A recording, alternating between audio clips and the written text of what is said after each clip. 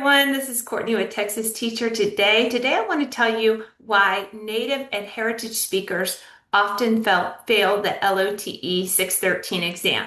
So to start, let's go to Google and pull up some data that I want to show you. So I'm just going to Google. I'm going to type in EPP passing rates. That's Educator Preparation Program passing rates.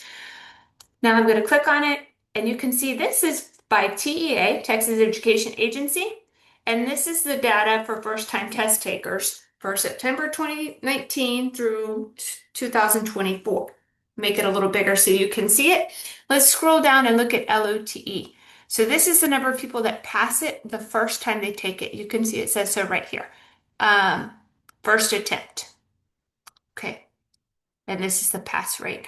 So let's go down and look at LOTE Spanish.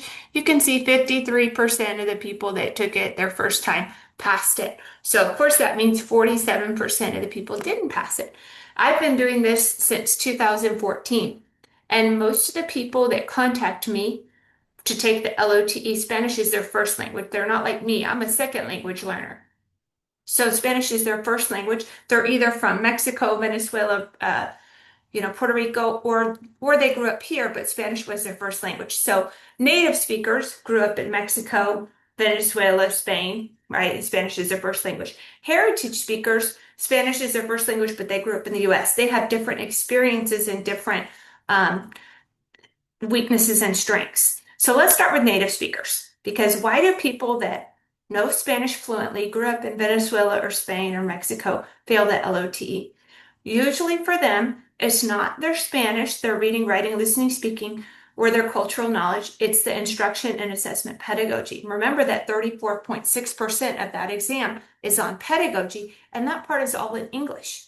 So they might not pass because their English proficiency isn't strong enough, or maybe their English proficiency is good, but they haven't learned the instruction and assessment, the pedagogy, right?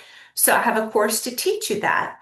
And in a very simple way to teach you the the 5 C's of foreign language, the ACTFL proficiency guidelines, and all of the second language acquisition theories and models you have to know.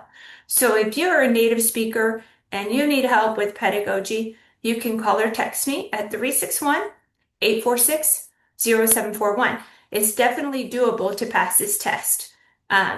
Because your Spanish is already strong, I'm sure. Now let's talk about heritage speakers.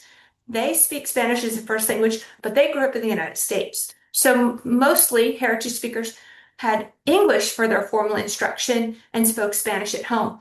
What does that mean? That means that a lot of times heritage speakers don't know where to put accent marks, and they have more informal everyday Spanish, which is called BICS, Basic Interpersonal Communicative Skills.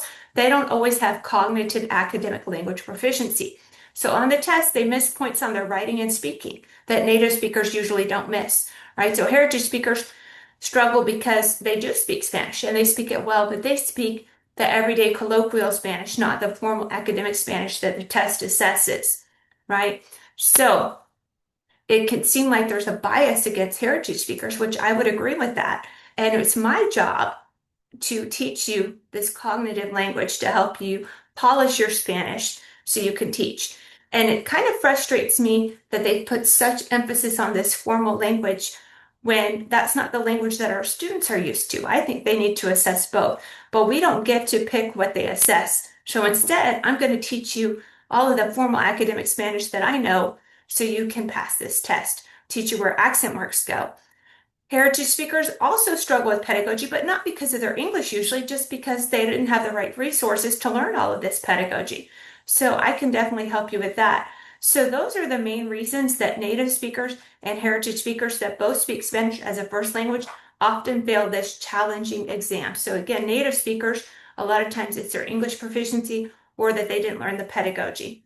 And heritage speakers, they need to learn the pedagogy, but they also have to work on their writing and speaking usually. So those are all things that I work on. And I also do help second language learners pass the LOTE. I'm a second language learner, so I know how to help each type of learner. But most people that take the test are either native or heritage speakers, and I've really found creative ways to help them overcome the obstacles and pass this challenging exam.